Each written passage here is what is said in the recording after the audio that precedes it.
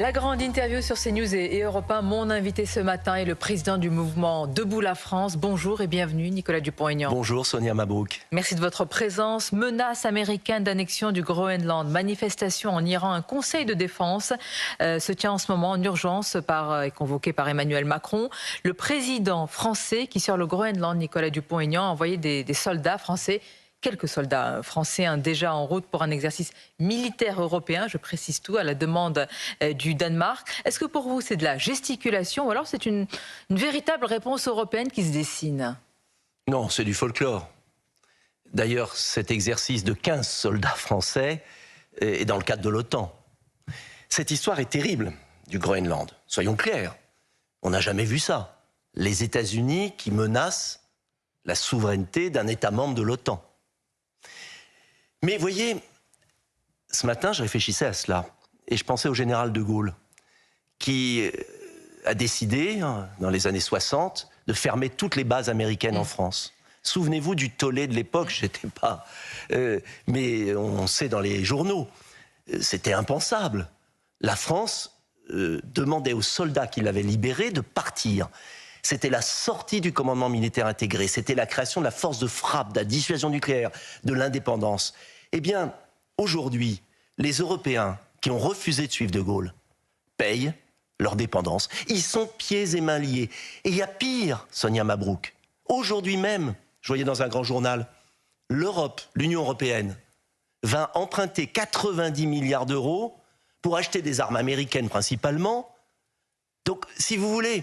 C'est terrible. Alors, terrible, mais vous dites en même temps, et vous avez affirmé, Nicolas Dupont-Aignan, je vous cite, qu'on ne peut pas se coucher devant la loi du plus fort, donc mais devant la loi américaine. Alors, si demain, il devait y avoir une prise de contrôle par les Américains, mais vraiment demain, on se réveille demain, il y a une prise de contrôle par les Américains, qui font donc partie de l'OTAN, du Groenland, que devraient faire alors la France et l'Europe.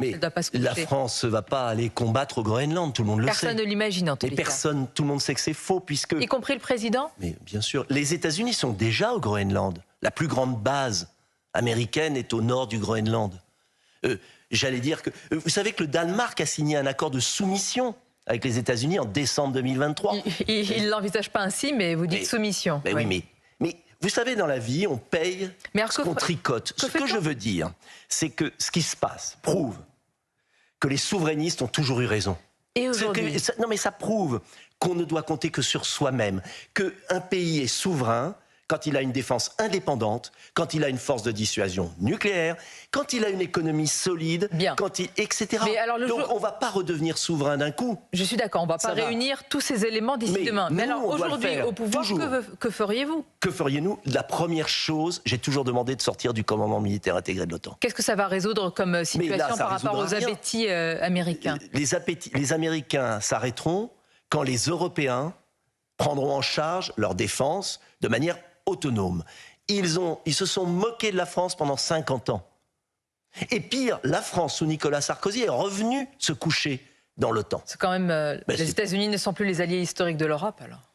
Ils défendent leurs intérêts. Il y a un nouveau monde qui arrive, qui est un monde, et ce qui est très intéressant et effrayant aussi, mais il faut s'y préparer, c'est qu'aujourd'hui, tout est à l'aune de la rivalité, non pas entre les États-Unis et la Russie.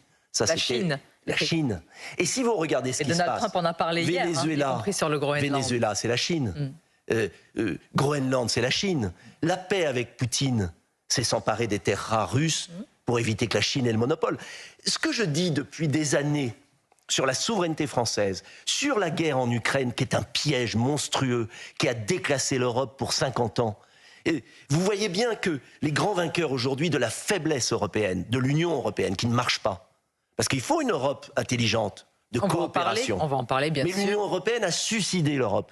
Et ça prouve bien qu'il faut remettre à niveau tout notre logiciel de pensée. Y compris une France indépendante, la fin de l'Union européenne et des coopérations européennes entre grands États. Donc remettre d'ailleurs en cause tout ce logiciel, y compris sur l'Iran, Nicolas Dupont-Aignan. Alors depuis hier, on pensait qu'il y aurait une intervention imminente américaine. Donald Trump dit que les exécutions se sont arrêtées en Iran. Emmanuel Macron a dénoncé une violence d'État. Est-ce que vous estimez que la position française est suffisante, que la voix de la France se fait entendre aujourd'hui auprès des Iraniens et des Iraniennes? Emmanuel Macron a été salué dans les couloirs de l'ONU, les autorités iraniennes s'est couché 1000 fois devant le pouvoir iranien. Ce qui se passe est terrible. Moi, je pense aux femmes iraniennes qui sont mortes, je pense à ce peuple massacré. Et la situation est très difficile parce qu'il faut un coup de pouce extérieur. Il faut un coup de pouce extérieur. Mais attention, si c'était une intervention américaine, cela risquerait de se retourner contre le peuple iranien et ça leur ferait la force du régime des mollahs.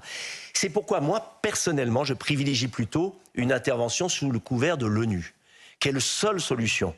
Parce que l'Iran, c'est pas le Venezuela. C'est intéressant, parce que l'ONU, parfois qualifiée de grand machin, critiquée, maintenant revient l'ONU, si on veut éviter ce régime de prédation et la loi du plus fort, il faut arriver à ce que des interventions soient validées par l'ONU. Pardonnez-moi, Nicolas Dupont-Aignan, qui peut croire que le droit international va se lever face à Donald Trump ou à d'autres? Mais on sera obligé, parce que ça s'arrêtera jamais sinon. Vous savez, ça s'arrêtera jamais. Donc il y a un moment, il faut mettre le haut là. Et puis les États-Unis aussi le mettront par eux-mêmes, parce qu'ils perdront trop aussi. Souveraineté, en tous les cas, souveraineté également dans notre propre pays, finalement.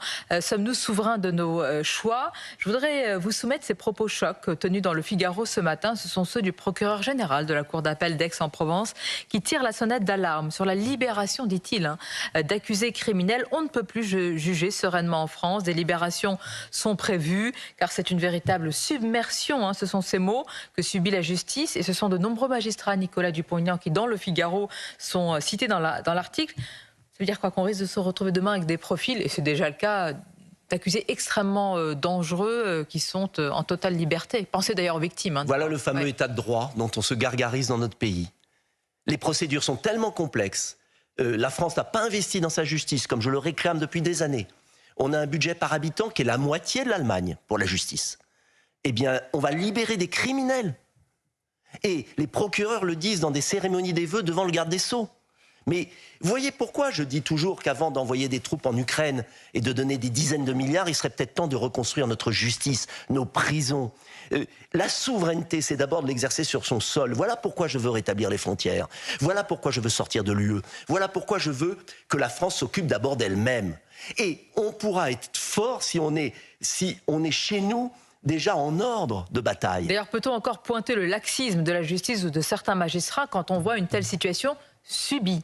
J'insiste parce que là, ce sont des magistrats qui eux-mêmes... Ça fait des années que je réclame la construction de 40 000 places de prison, le doublement des moyens de la justice. Et ce ne sont pas des sommes énormes, c'est 10 milliards. Et quand on voit ce qu'on dépense dans des fausses cartes vitales, quand on voit les gaspillages surréalistes, quand on voit ce qu'on met pour subventionner des éoliennes qui ne servent à rien, et on n'est même pas capable de faire fonctionner notre justice.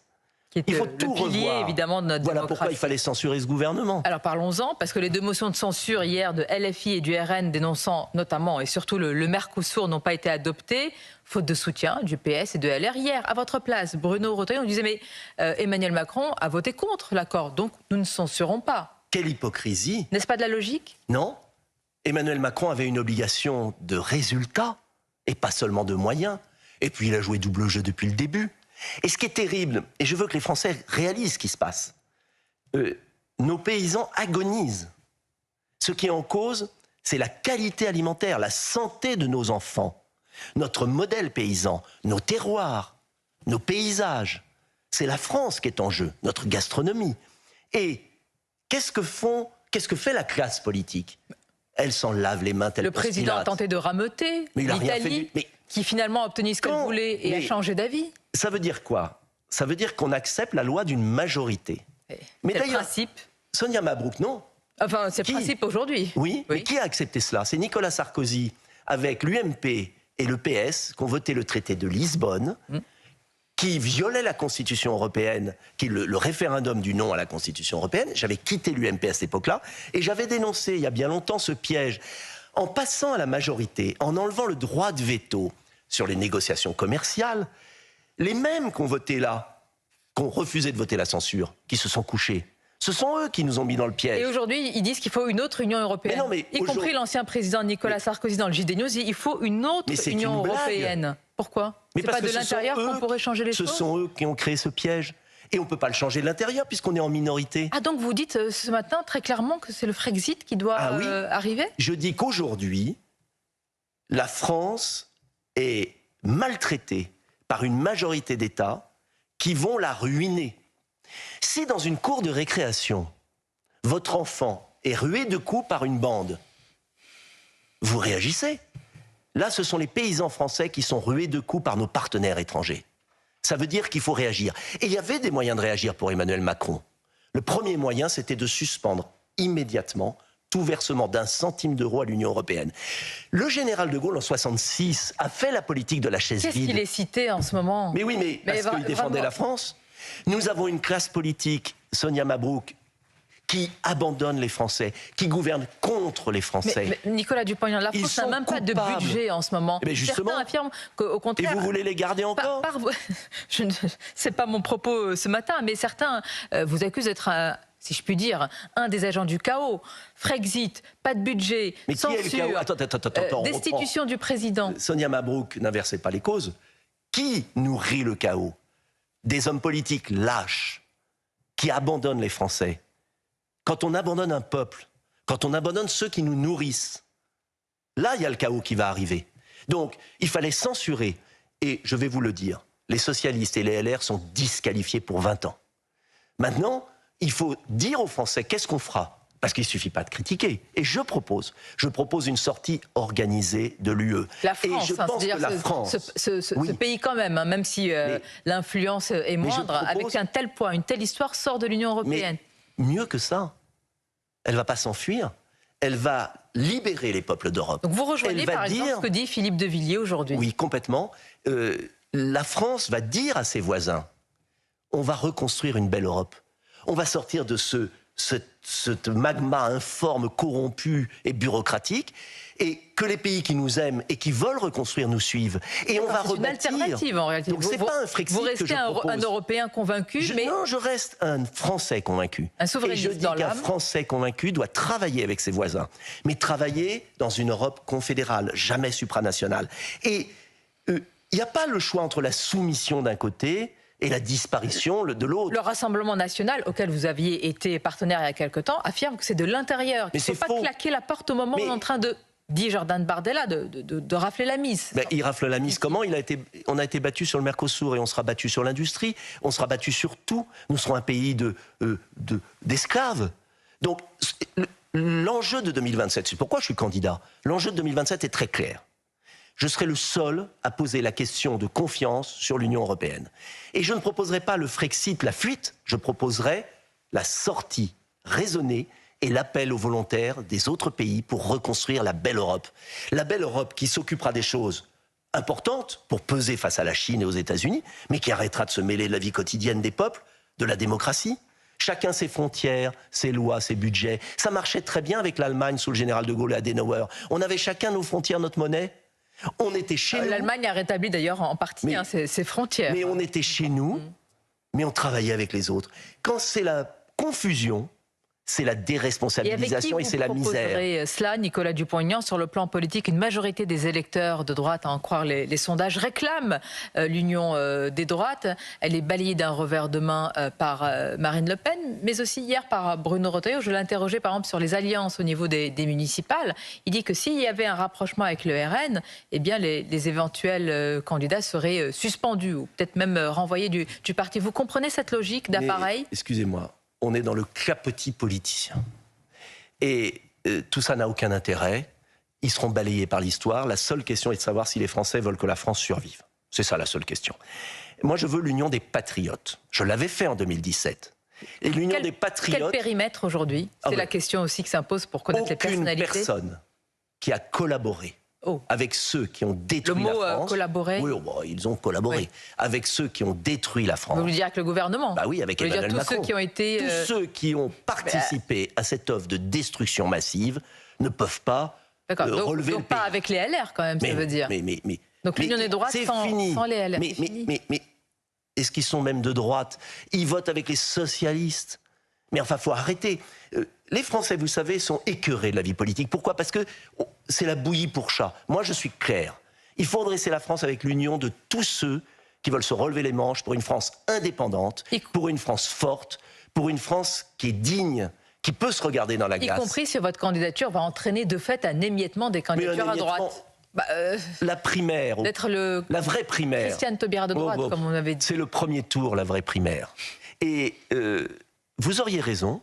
Vous auriez raison. C'est une question. Non, mais vous auriez raison si mon projet était similaire aux autres. Moi, je défends une ligne. Les Français ont le droit de pouvoir voter pour quelqu'un qui veut traiter le problème à la cause. Car on ne réglera pas la question de la sécurité, de l'immigration, de l'agriculture, de l'industrie dans le cadre de la soumission à l'Union européenne. C'est un point fondamental. Après, il faudra un programme commun pour le deuxième tour, et en fonction du score de chacun. Et ce sont les Français qui vont décider, pas les apparatchiks. Je note que le Rassemblement national n'est pas du tout sur votre position sur l'Europe. C'est bien dommage, parce que c'est paradoxal. Ils ont évolué. Au moment où l'Union européenne nous soumet, le Rassemblement national disparaît. Alors peut-être que ça peut gagner quelques voix au départ, mais je pense que pour la France, il faut une position claire. Et moi, ma position, elle est claire. C'est aux Français de trancher leur avenir. Comme toujours. Merci beaucoup, Nicolas Dupont-Aignan. C'était votre grande interview. Je vous dis à bientôt. À bientôt.